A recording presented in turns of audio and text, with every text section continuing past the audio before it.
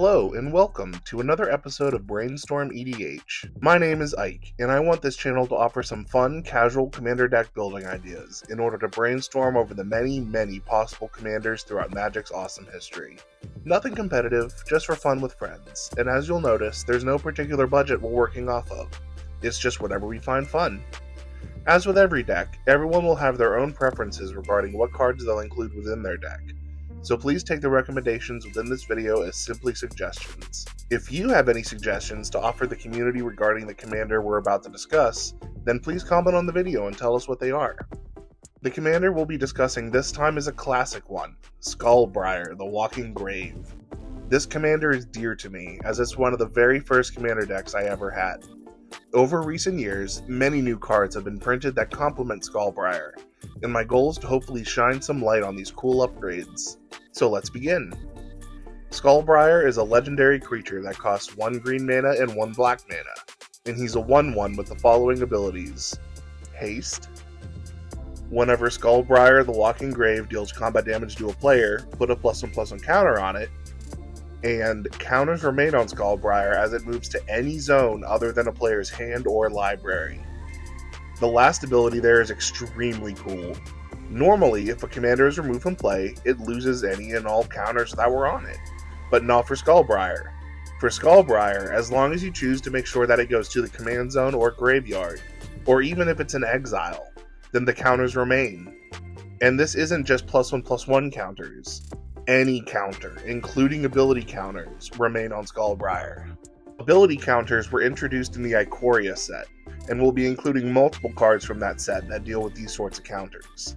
There will also be quite a lot of Evasion, as this is a Voltron deck, and our goal is to take out our opponents as quickly as possible with good old-fashioned commander damage. For those who may not know, commander damage is a number tracked by the game as soon as a commander deals combat damage to a player. Once a player has received 21 or more commander damage from any one commander, that player immediately loses the game.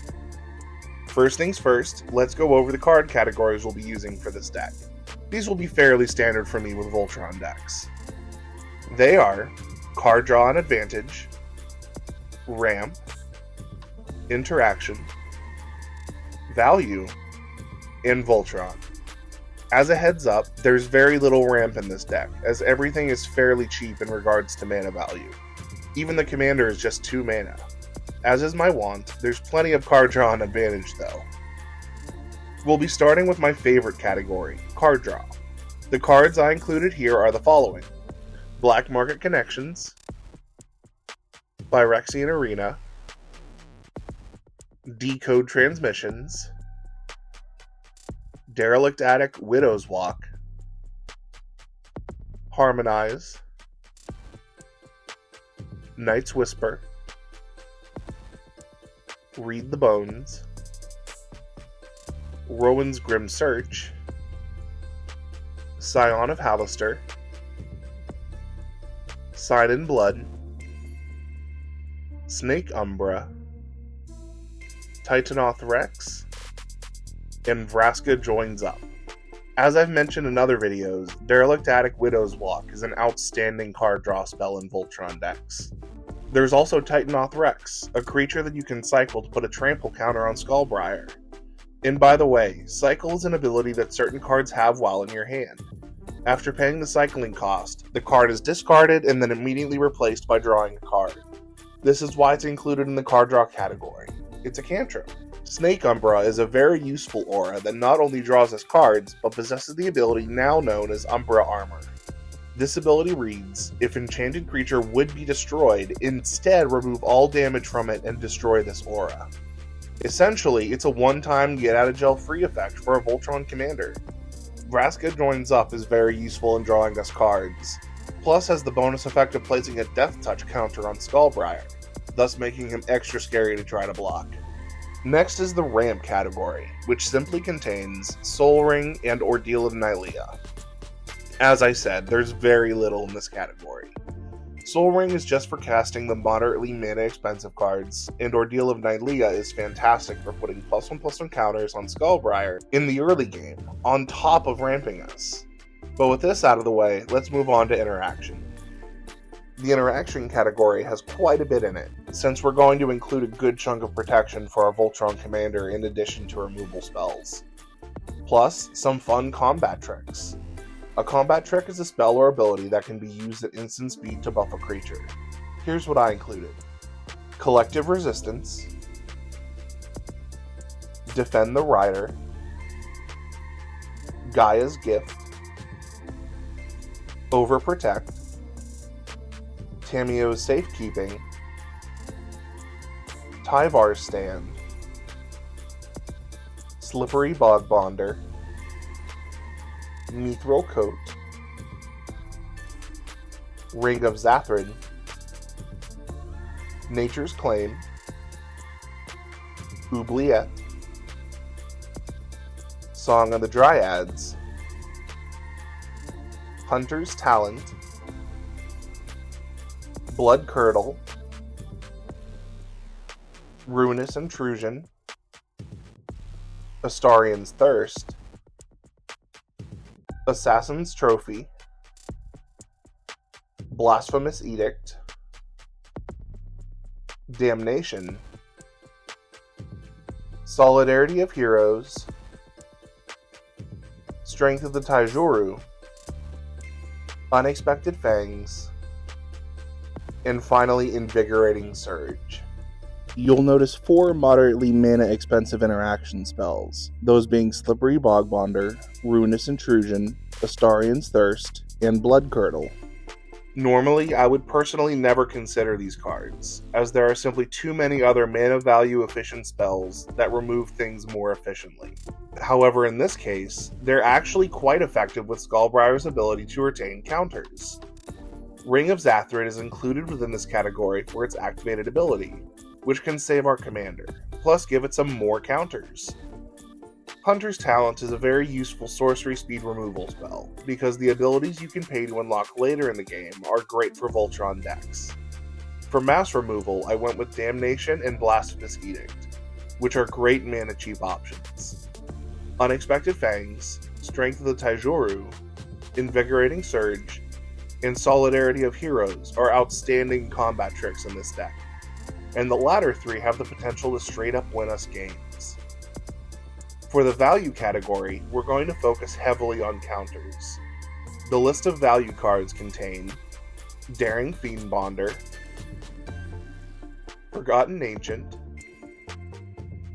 Hydra's Growth, Scavenged Brawler, the Ether Spark, the Ozolith, Thickest in the Thicket, and Thundering Mightmare. There's just lots of counters, ranging from +1/+1 counters all the way to indestructible counters. The Ether Spark is a great piece of equipment for any Voltron deck, but is particularly great here, as it gives its equipped creature counters. Now, a card I wish to explain is the Ozolith, which reads, whenever a creature you control leaves the battlefield, if it had counters on it, put those counters on the Ozolith. And at the beginning of combat on your turn, if the Ozolith has counters on it, you may move all counters from the Ozolith onto target creature. At first glance, this card appears to be bad for Skullbriar, as it forces us to put the counters that are on Skullbriar onto the Ozolith when he leaves the battlefield. However, that's not actually what the card does.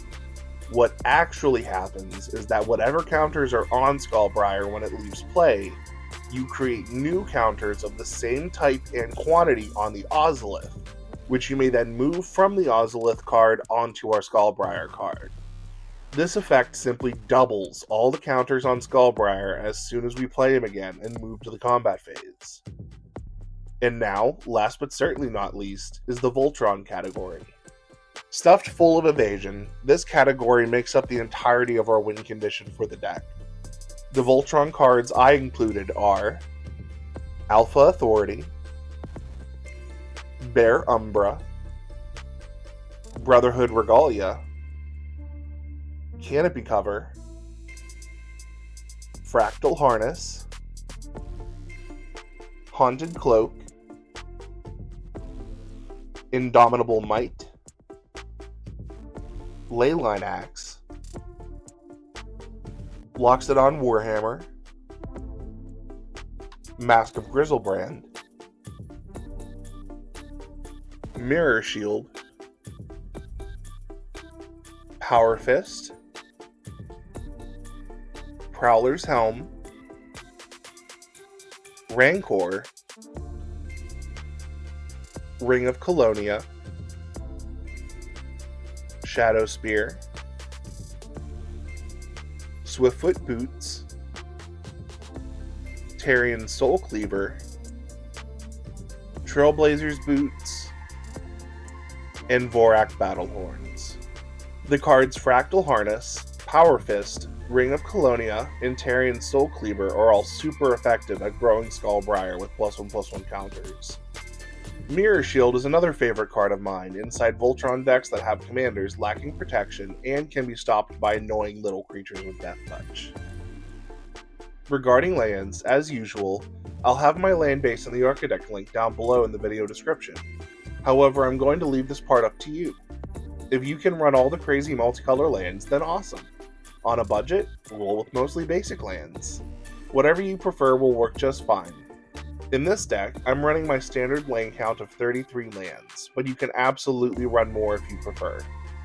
I'll also point out that lands which enter the battlefield tapped are very bad in this deck, as we need to ensure Skullbriar gets played on turn 2. Also, a couple land destruction lands are highly advised, such as Ghost Quarter or Demolition Field, as lands such as Maze of Ith or Mystifying Maze shut off our deck entirely. We need to be able to deal combat damage to win. And that's it for the deck building phase. Now for some gameplay comments. This Skullbriar deck is extremely aggressive. The goal is to attack every turn, starting on turn 2. Since Skullbriar starts small, the most optimal method of victory is to decide at the very start of the game which opponent is the most problematic, and then focus completely on attacking them and only them until they're taken out from commander damage. After that, we'll focus down the next most problematic opponent, and then repeat this process for each remaining opponent until we stand victorious. Show no mercy, Skullbriar players. Well, that's the end of the video. Thank you very much for tuning in, and I hope you found this helpful. Are there cards you'd include that I didn't mention? Let me know in the comments. Do you disagree with any of my inclusions? Feel free to let me know. As mentioned, this channel is dedicated to brainstorming all the possibilities. So if you have any brainstorming to add in yourself, please do so. Have a great day, and I hope to have you all tune in again for the next video.